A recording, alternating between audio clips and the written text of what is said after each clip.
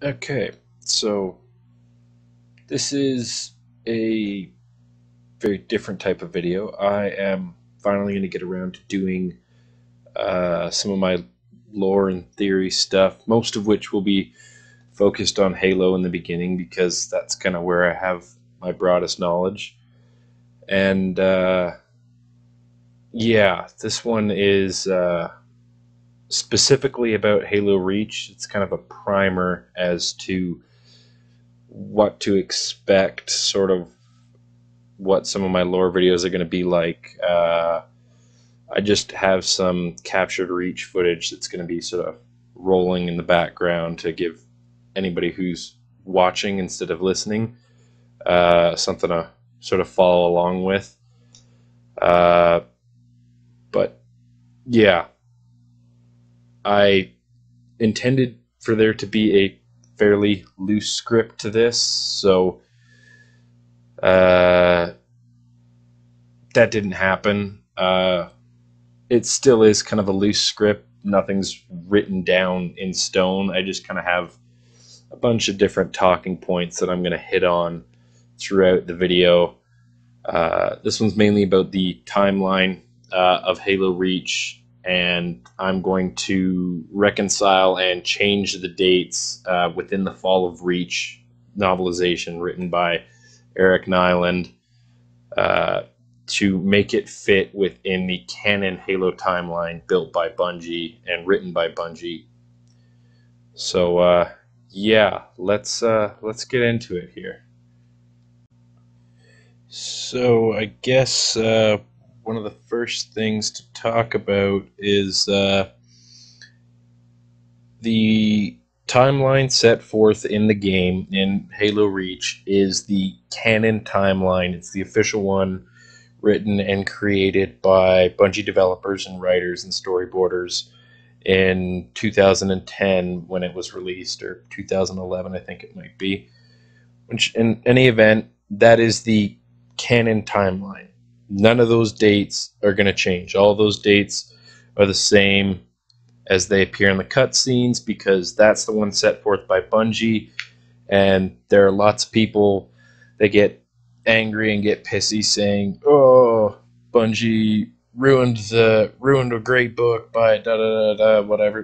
Just shut up. You're all wrong. The book's still great, but the book was written in 2001 and was actually released in October of 2001 before the original Xbox was even released. It was actually the prequel to the original Halo Combat Evolved before it was even released. It was released as a primer book for a game that they didn't know if it was going to succeed, if it was going to fail. They didn't know if it was going to be the first of its kind or whatnot.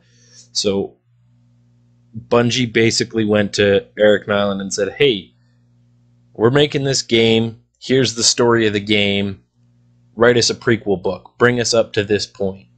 And he did, and he did a fantastic job, and it was an excellent book. But it was written 10 years ago, and he basically created most of the stuff and just got the go-ahead and the sign-off from Bungie to go and make, to print the book and make it as is. So all the changes I'm making are changes to Eric Nyland's, well, what is undoubtedly a masterpiece of literature it is. It really is an awesome book, and you should read it if you get the chance. And if you don't get the chance, listen to the audiobook. If you don't have Audible, it's probably floating around on YouTube for free somewhere. The animated version that's kicking around is also pretty good, but it skimps on a lot of the sort of details and character building stuff that the book does really well. So you should try and read it or listen to it at least once because it is a decent read. So the first thing we are going to talk about, or I guess in this video, timeline item number one, or first item in the timeline, is the Battle of Sigma Octanus, which is where the famous Keys loop took place.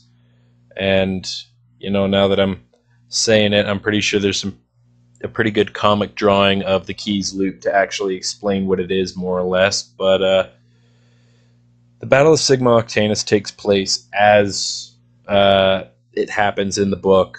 Nothing needs to change there. The date on that battle it starts July 17th, 2552, and it goes on to take place over the next week or so. So Sigma Octanus happens July 17th, 2552, and the following weeks, that's where the big space battle is, up on top. Blue team, red team, and I believe green team get deployed to the surface to evacuate civilians and eliminate Covenant forces in Côte d'Azur on the surface, which is a large city. And basically, there's a couple of interesting, noteworthy things other than the Keys loop. This is the first time that the UNSC uses in-orbit refit and repair stations.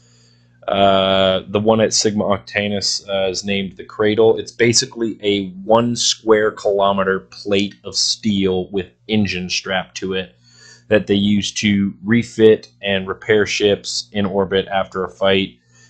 They can reload munitions such as nukes, point defense weapons, MAC rounds, add armor, cut out and replace damaged armor plating, seal hull sections.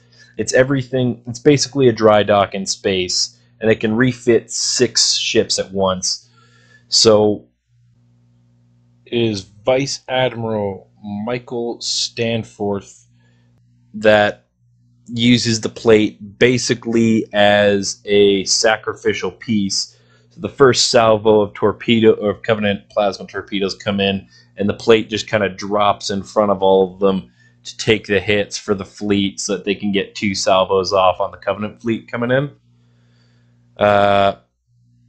Which is pretty friggin' brutal, sacrificing thousands of people like that. But, they did inevitably win, so I guess, yay, good guys, UNSC and the bloody calculus of war. But moving on to Côte d'Azur, during the initial offensive, where the Keys loop was done, Captain Keys came in. He took out 2 frigates and a destroyer. I believe it was a carrier or a cruiser deployed ground forces. And ground forces were focused on the area around Côte d'Azur, which had some unique geology things, which is supposedly what pointed the Covenant towards Reach and Halo and things like that later on. Less important for the significance of this timeline, but the Spartan 2s get deployed to the surface to figure out what the Covenant were so interested in. They go in, kill a bunch of Covenant, blow up a infrared laser that is beaming information out to the fleet in orbit, and they nuke the city.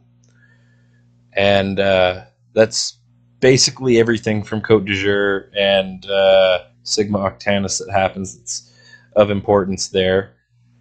So we'll move on to the next point. Next point is Winter Contingency and Noble Actual. They take place on July 24th, 2552, and there's not really a whole lot else to say about these 2 events. Winter Contingency is when Noble 6 was introduced to us, and the first mission. At the end of it, they enact the Winter Contingency, meaning that the planet Reach, or the Reach military complex, which is the planet Reach and the orbital shipyards, are put into high alert for Covenant forces on the surface, and that's when they start to notice other things. Once the Covenant's been discovered, they start making more plays, and that kind of brings us to point 3, which is Sword Base, would be the next item in the timeline, which is July 26, 2552. So on Sword Base, when you get there, you aren't aware of it at the time, but when you arrive at Sword Base and you defend it from the Covenant and push the Corvettes or the Corvette off from Sword Base, you are also defending Dr. Halsey's lab and saving it from destruction later. And basically, Sword Base plays out as usual, except, yeah, Dr. Halsey's lab is saved, and basically after you drive off the Corvette, which is there searching for Halsey's lab, not necessarily her lab, but they're searching for the large crashed Forerunner ship under the ice that Halsey is studying. And yeah, basically once you drive that off, shit pretty much goes back to normal. Point number 4 is mission 4, or mission 3, I suppose, if you're looking at the actual mission counters. It takes place August 11th, 2552 at 26:30 hours local time on Reach. Now, August 11th isn't a date that's given in the actual cutscene. It is a date that's kind of inferred based off of the date and some dialogue from the next cutscene in the game in Tip of the Spear, which says that it is August 12th, 2552 at 0800 hours, and they mention the night before Noble Team, or specifically 6 in June, coming across Covenant stealth pylons. So that's where we get the August 11th date. The only thing that's given in the timeline, or that's given for time reference in that cutscene, is 26:30 hours. They don't give you a date. But looking at the difference between dates there, August 11th from July 26th, that's 14 days where, well, I'd like to assume that Noble Team is, running recon missions and smaller strike ops that Bungie didn't want to write in to muddy up the story, because they obviously don't have a whole lot of bearing on it. But instead, I am going to assume that they took a nice, long, well-needed vacation and they sipped tea and ate crumpets for 14 days in between missions because, they're Noble Team and they're badasses. And they have the most badass member of Noble Team there. No, not 6 on this mission. Noble 6 is not the most badass. Second most badass. The most badass is June, which I'll get into a little bit later in the video when I talk about it. But yeah, so anyways, Nightfall plays out more or less exactly as you would expect it to, exactly as it happens in the game. There's no other little timeline alterations, no little other tidbits to talk about here. So moving on to the next point. Tip of the Spear, August 12th, 2552, 0800 hours. Plays out exactly how the mission plays out. Basically run around, burn shit to the ground, all that jazz. Pretty standard fare. Nothing really crazy to talk about there. But now we do have to talk about the discrepancies in the timeline now that we're getting into this section, because, well, the timeline discrepancies we have to talk about are basically discrepancies between UNST or UNSC military calendar time, which operates on a 24-hour day and 365-day year, whereas Reach itself operates on a 27-hour day and a 390-day year. Now, just to keep stuff clean, and also so that I don't have to do research into orbital patterns and the tilt of Reach's axis to determine seasons and all kinds of other really crazy, super in-depth lore stuff that I haven't done, namely because I didn't want to do it, and because, well, man, I love these games. I don't need to know what the season was in Reach on the section of the planet that they were fighting on for the sakes of this video, or, you know, for the sakes of any video, really. That's a little bit much to worry about. So basically, we're going to take a couple of liberties here. We're going to say that even though Reach operates, the Reach military complex, which is Reach and the orbital platforms above it, operate on a 27-hour day. The orbital platforms won't. They'll operate on a 24-hour day. But daylight on Reach, a single day, is 27 hours. We're just going to kind of ignore the fact that it's 27 hours for the most part and just kind of chalk that up to, yay, Bungie making things harder for me.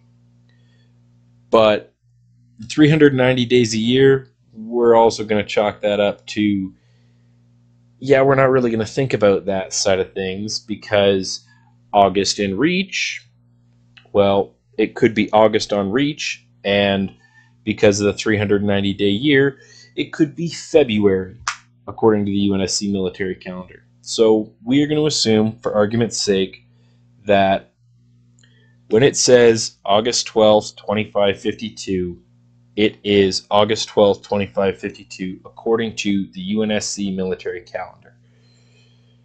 But the hours are a little bit off. Now, we don't really know exactly, you know, longitudinally, latitudinally, where this battle takes place, other than it's in the northern hemisphere. So it says 0800 hours, but for argument's sake, let's say that that happens a half dozen time zones to the west of Camp Hathcock, which is 0.6. So it still works. It's still on the same day, but Chief and whatever ship dropped Chief off there doesn't know about the giant supercarrier, the Long Night of Solace, parked in low orbit over Reach. Because a big honkin' supercarrier there would be cause for some concern for whatever ship is dropping Chief off in 0.6. Speaking of 0.6, let's get into that now. Now, 0.6 is Camp Hathcock on August 12th, 2552 at 1100 hours UNSC military calendar.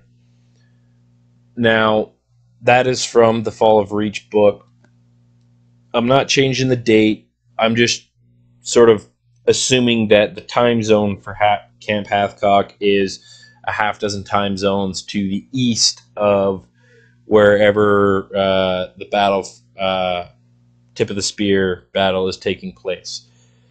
And the reason why I'm sort of making sure, at least in my sort of theory and headcanon, to kind of string this muck together, that I'm putting that camp a half dozen time zones to the east, is because, you know, Chief coming in at 1100 hours would mean that the supercarrier, if it was in the same time zone, would be in orbit, clearly visible, and that likely Spartans would be deployed to that section, all Spartans, and that his debriefing and after-action report that he's giving at a classified underground conference room likely wouldn't have happened on August 12th. It would have happened some other time, if it happened at all, because, you know, There's a 30-kilometer Covenant supercarrier in orbit above this planet. That kind of takes precedence over, why did I nuke an empty civilian city? Well, it was within my orders to do so. That kind of thing. That sort of questioning probably wouldn't have happened. So, yeah. At this briefing, there's also Captain Keyes, who gives his own report about the Keyes loop, not bragging about the Keyes loop, but informing them what happened, how he pulled it off. Little fun tidbit that I forgot to mention earlier was when Captain Jacob Keyes pulled off the Keyes loop maneuver, he was technically only a commander. He was Commander Jacob Keyes, the same rank as his daughter when we meet her in the later games. But Admiral Stanforth saw this bloody fine piece of flying, as I think he put it so elegantly, and basically told Keyes to pour him a scotch and slid a pair of captain's bars across Keyes' desk and said, the paperwork will catch up later. So, yeah, that's a little fun fact there, and that's pretty much all I got to say about Camp Hathcock. But, yeah, that's all there really is of importance that happens there. It's just a debriefing thing, but the timing that it happens gets kind of muddy when you consider that there's supposed to be a supercarrier in orbit above their head. That should be freaking them out a little bit more. So I'm just moving the camp to the east of wherever the battle was, a few time zones. And yeah, let's move on to point 7, or item 7 in the timeline. Item 7 is Chapter 25 of The Fall of Reach. It is with Halsey and Cortana, and in the book, it takes place August 25th, 2552, according to the UNSC military calendar. Now, this is out of order for a few reasons. Number one, this is the first time that we hear about the Pillar of Autumn, which is, or at least as I really fucking hope you all know, which was Captain Keyes' ship in Halo Combat Evolved. Now, Pillar of Autumn was put into service 43 years before the events of Combat Evolved, which take place just weeks after the events of Halo 3. So, it's a 43-year-old ship, it's underpowered, it's under-armored, and it's really under-equipped weapon-wise. At least the Halcyon-class cruiser was extremely under-equipped weapon-wise. So, in, what was it? I believe it was 2550, the ship went through refits and was brought up to a more modern standard, where it was still underpowered and under-armored. But because of the uniqueness of the ship design with all the cross-bracing and honeycombing throughout the ship, it actually did have a really good survivability rate. So that's why the ship was chosen for Chief's mission. But the really big thing why I moved this is it's a 43-year-old ship. It was still underpowered and under-armored. And, putting it at August 25th literally gives them 5 days to completely replace and overhaul the reactors, the engines, add 2 meters of armor plating, add literally 6,500 Archer missile pods, or Archer missiles to the ship, and do all of this in 5 days before Reach falls. Still have time for full shakedown and checking to make sure that all the core systems are working properly, everything. That's, like, man, I believe in military might, but that is a tall order for any army.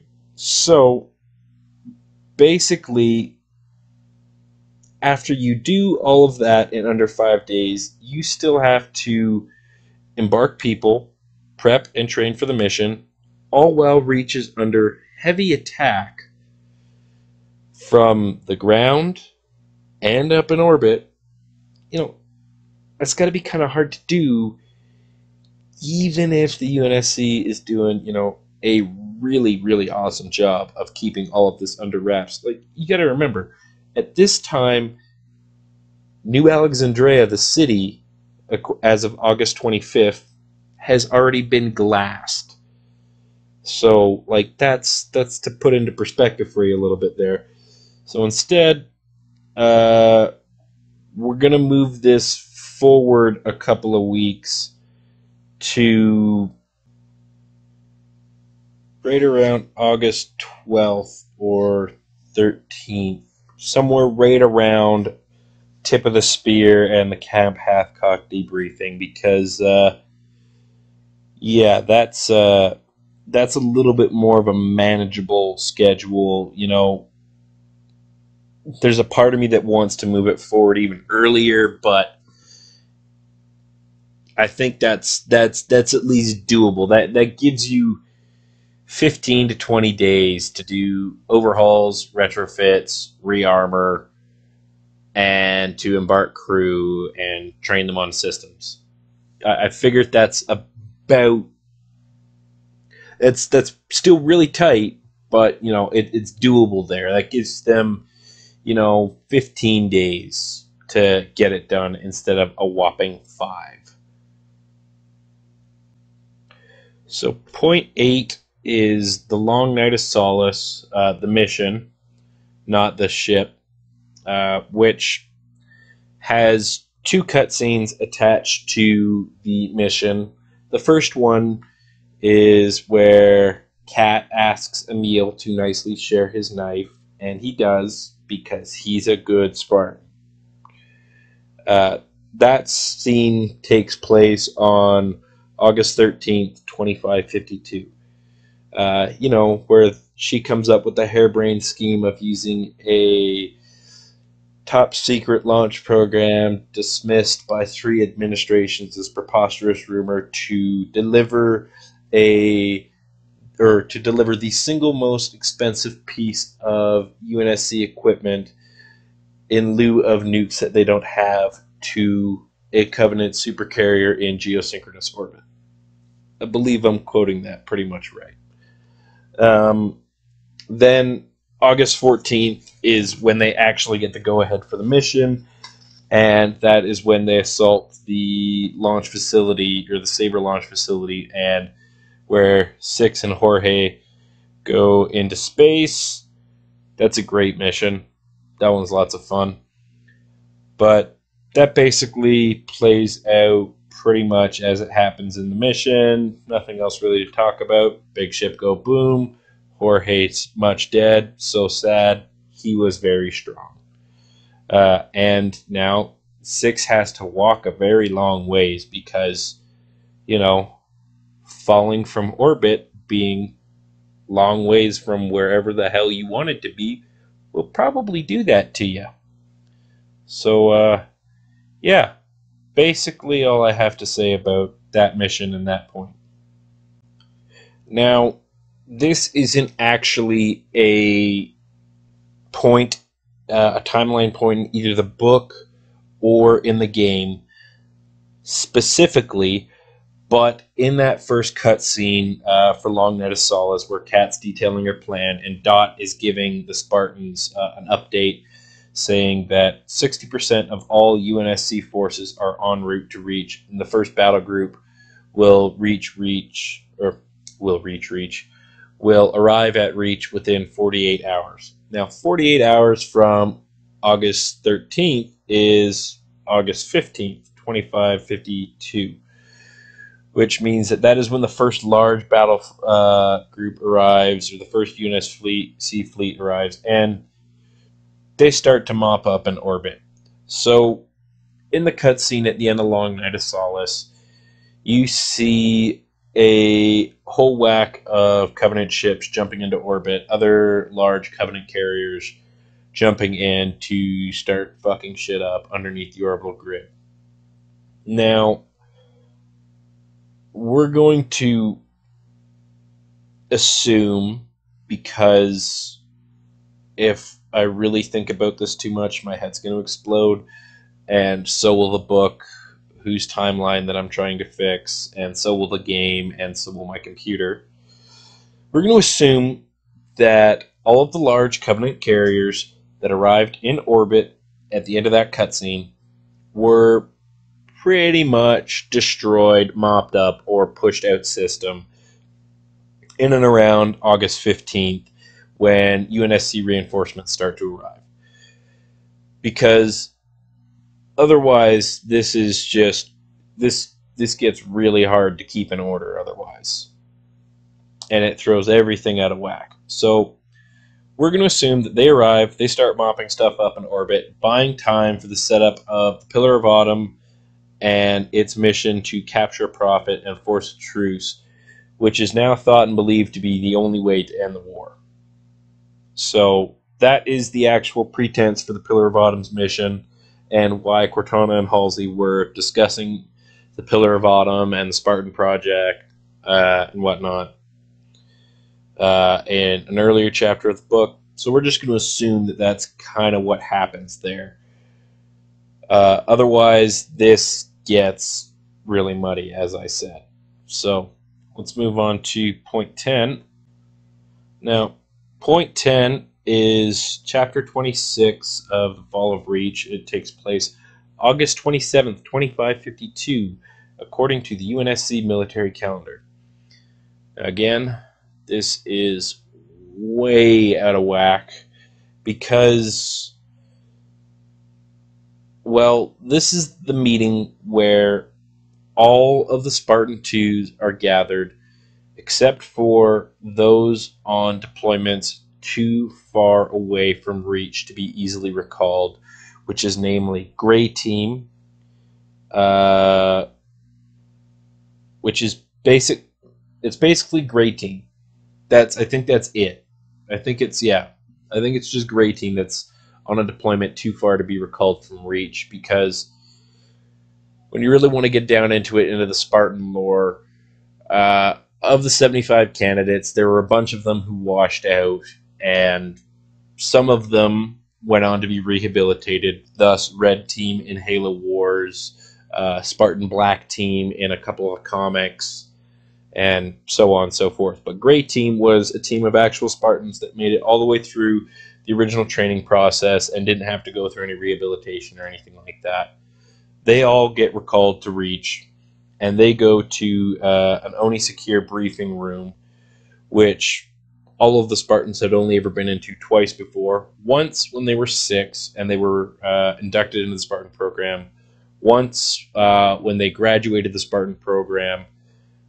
And now the third time where they're all being filled in on this mission by Dr. Halsey, and they are told about technical experts who will assist them and accompany them in the field to capture a Covenant ship, to steal the Covenant ship, fly that bitch back into Covenant space, kidnap a Prophet, and fly that bitch back. Now, that is a lot of stuff to be talking about how this is all going to happen, lay down the groundwork, work out some planning stuff, do boarding drills, things like that. And to be honest, it gets really, really tight with the timeline later on. So I'm moving that back to take place somewhere between August 16th to the 23rd. So that it fits a little bit better with the timeline, and it gets them another week or so to sort of get all of their affairs and all of that stuff in order, so that they can move on to, carry out that mission in the future. Hey, Exodus, we caught up to where the background gameplay footage started. So Exodus takes place on August 23rd, 2552, which is 9 days after the Long Night of Solace. Now, 6 literally fell from orbit off of a Covenant Corvette wearing nothing but his or her armor and an M-Spec reentry pack, which is basically a really hardcore jetpack. Now, that's badass as fuck when you think about it. Fell hundreds of kilometers out of the sky and just stopped yourself from dying with a jetpack. So, I think you can be forgiven for taking 9 days to walk across a planet to a city to continue fighting fucking aliens. I think you get a pass on that taken, 9 days. So now that we've gotten 6 to New Alexandria for the mission Exodus, I think the other big thing to talk about with that mission is if there are UNSC fleets in orbit, which, going off this timeline that I've strung together to make everything make some sense and kind of work, there are large numbers of UNSC ships in orbit. You probably don't want to be shooting MAC rounds at Covenant Corvettes over large civilian population centers. Chances are that probably wouldn't go over too hot with the government, the civilian population at large. I think there'd be a large proportion of them that are going to be pretty annoyed if you basically nuke your own city to take out 3 Corvettes.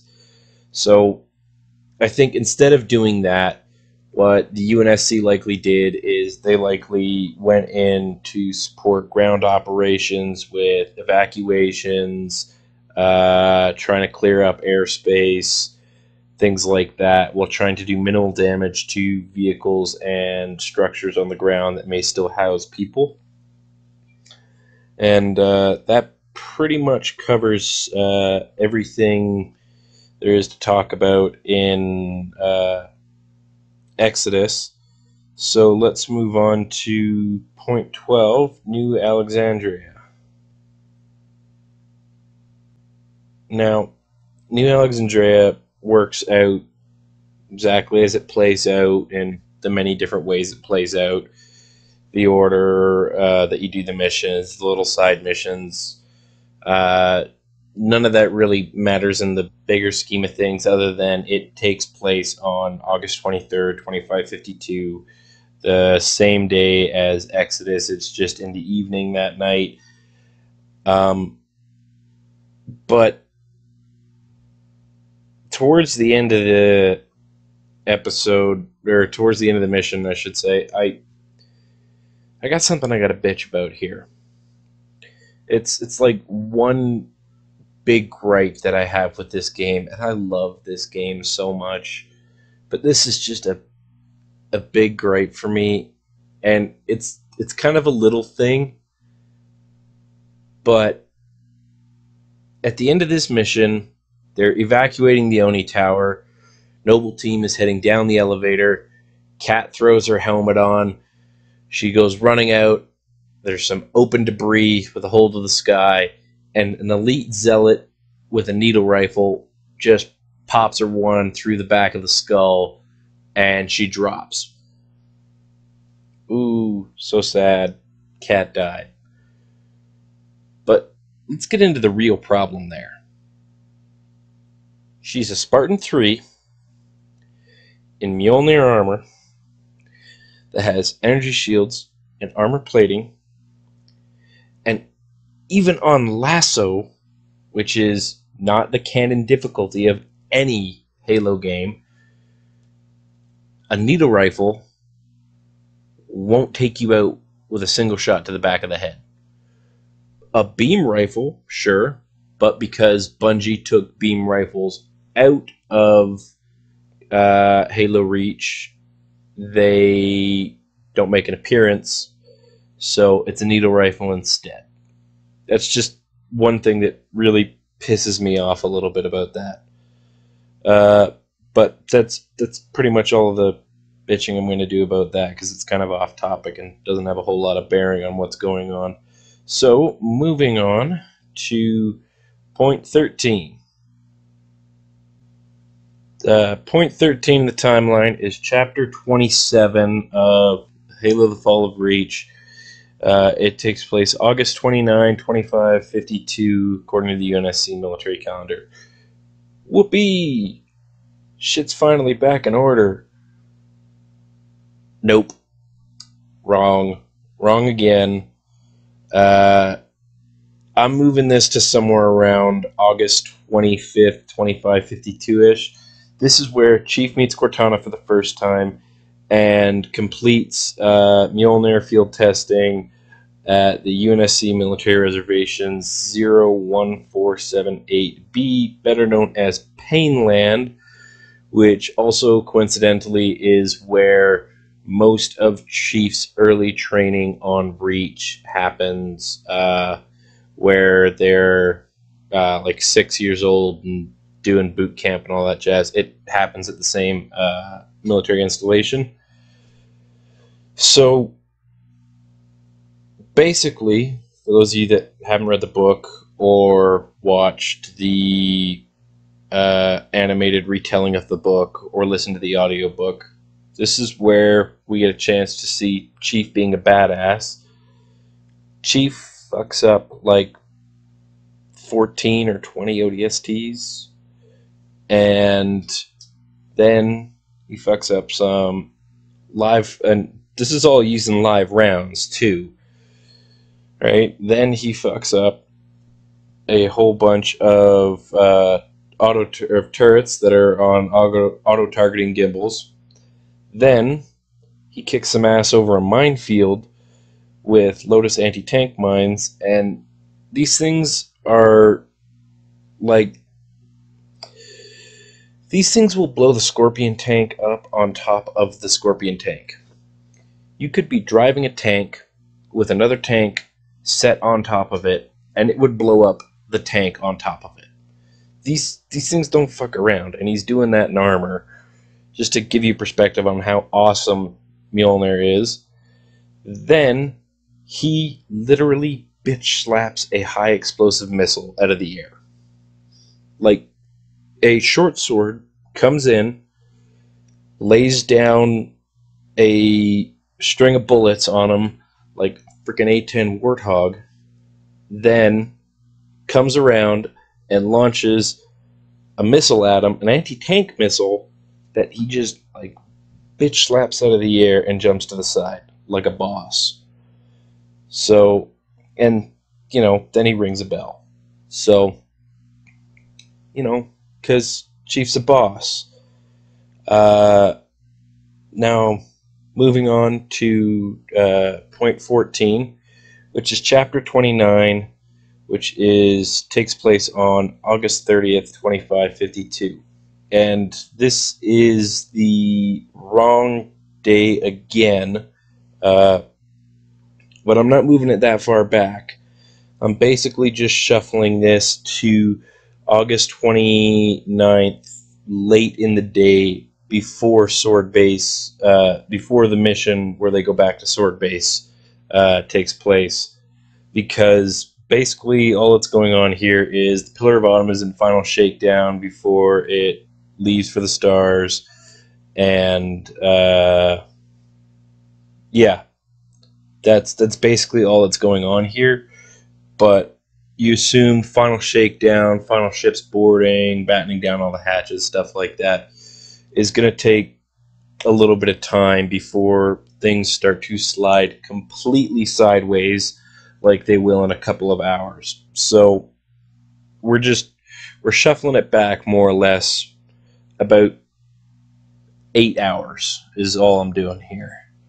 The next one coming up in line is the mission, the package, which takes place on August 29th, 2552 at 2616. So this is like 2 or 3 hours before or after the last point that I just talked about.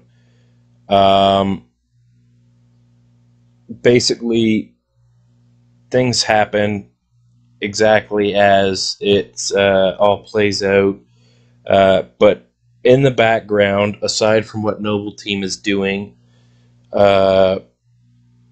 Halsey is discovering all of her stuff and finally, piecing together all of her data on the Forerunner ship under the Bad Catha ice shelf that she's been studying. And Cortana, she gets Cortana, or not Cortana, Cortana's sister, I guess. That's a topic for a whole nother video. There are two Cortanas. The other one isn't called Cortana. They're both based off of Flash clones of Dr. Halsey's brain. It's a long story. I'd have to dig into the lore on it some more to refresh my memory on it. But basically, the Cortana that you see in Halo Reach is not the same Cortana that is on the Pillar of Autumn. The Cortana that you take at the end of Halo Reach to deliver to the Pillar of Autumn is a fragment of the Cortana's sister AI carrying all of that information to deliver to the Pillar of Autumn to the other Cortana for her mission. To go and capture Covenant Prophet. So, yeah. She basically, Cortana's sister, basically tells the Pillar of Autumn, puts a hold order on there saying, just slow down the shakedown a little bit. We might have something for you here before you leave, and you're out of communication for weeks or months at a time, sort of thing. So that's why the shakedown takes so long. That's why the Pillar of Autumn is still in system when the rest of the Covenant forces arrive. And other than that, everything else plays out pretty much as is, all bad shovel jokes included. Well, it's pointing us a click and a half east and 2,000 feet underground. I didn't bring my shovel, Commander. Now, on to point 16, which is June splits off from the rest of Noble Team with Dr. Halsey to escort her from Sword Base to Castle Base, which is a really, really awesome story in itself. And, while not technically canon, it has been acknowledged by not just Dayton, Frank O'Connor, the franchise director at 343 Industries. He's kind of the guy that's like, Frankie is basically the guy that's behind all the lore. He doesn't write it all. He just gives it the go-ahead to say, like, he gives it his Frankie O'Connor stamp of approval, and then Shazam, it's lore. He's the man that knows where the series is heading, kind of story-wise, lore-wise, long-term. He makes sure that everything kind of ties together across the entire franchise to make it all fit. It's a fan-made comic. It's done really well. June's a badass. Like, no. You thought Chief was a badass? Yeah, Chief's a badass. But you thought Six was a badass? Yes, Six is a bit of a badass. June makes them both look like they're walking around in Huggies diapers. Like, he literally climbs a space elevator, hijacks a slipspace capable ship, and gets the fuck out of the system. Like, there's no question. June's just a boss. Okay. Moving on to point 16 is August 29th to 30th, 2552. This is sort of around the midnight mark where shit in orbit starts to go really, really south. The Cole Protocol is enacted, and all ships in the Reach system are ordered to make best speed to Rally Point Zulu on Priority Alpha order, which overrides all current missions. Everything in system basically stops, follows that order. Doesn't matter what it is. It could be a cargo ship. It could be a military ship that just arrived in system. It could be the Pillar of Autumn, who is getting ready to jump out system, being ordered to make best speed to Rally Point Zulu. Now, at this point, Pillar of Autumn is nearing system's edge to make a slip space jump, but it turns around and starts hauling ass back in system, but it's going to take several hours for it to arrive there. At this time, it is also noted that there is a breach in the Cole Protocol, which means that there is unsecured nav data on an orbital dockyard that needs to be purged. Now, the only assets in orbit capable of doing it are a nuke, which would fry the orbital defense platforms, or the ODPs. So that's kind of out of the question, because they're going to need the Super Mac cannons to fight the Covenant fleet that's coming in. The big one with like 300 ships, not like the little one with like 15 or 20 of them. A Mac could feasibly do it, but you'd have to get a direct hit, and there would be no way to confirm the destruction of the nav data. So that leaves option 3, send in Spartans. So John leads a 3-man team consisting of Linda and James, which is deemed blue team for the time being, to board the orbital shipyard where this unsecured nav data is, and John and Linda complete the mission.